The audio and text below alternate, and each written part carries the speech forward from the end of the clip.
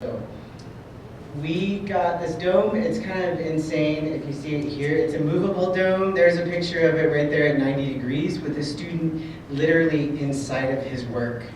So it's pretty amazing in that sense. You can see on the right there's some different positions that we have moved it to and that sort of thing. So we have a little bit of a unique experience to be able to have the students see their work in different environments and have them work with the dome in a different position. The biggest thing, probably I'll just say it over the top, is that we created our own software, and at 3 o'clock today, it got moved from yesterday because of a flight delay.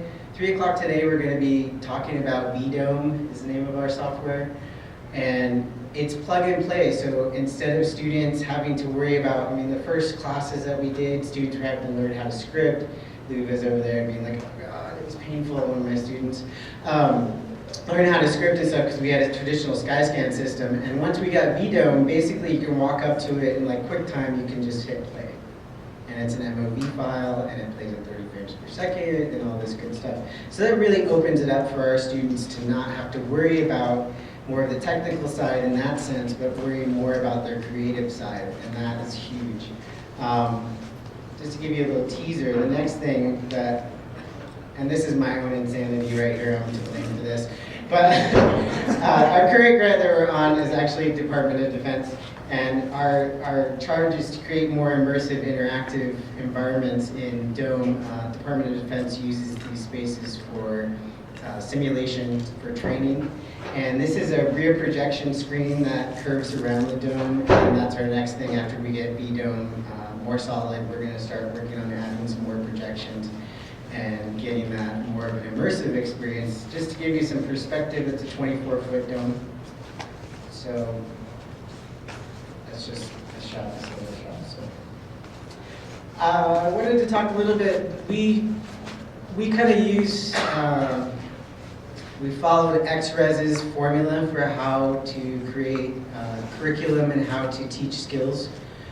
And we're working on, the first thing I do is I get everyone a fisheye lens and a Rebel camera, and we just talk about perspective and send them out to shoot so that they can understand that you gotta kick that camera up and get the perspective and know where things are laid out. We immediately go to HDR. That's the first thing the students do, is shoot HDR, single shot, fisheye images.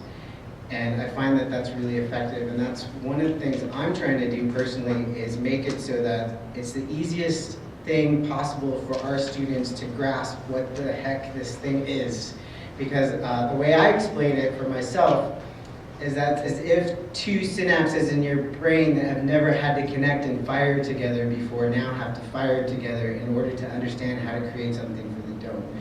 So I allow students that opportunity to take the time and do steps in processing that. So we go from fisheye to panoramics to full spherical panoramics, and now we're moving more into taking those backplate images and moving them into Maya and building out using photogrammetry, and then adding special effects and adding more camera movement. And like Jane said, we're going to move it into a Unity environment, and because of the Fulldome software, we can plug in Unity and eventually we'll be able to gesturally navigate through spaces.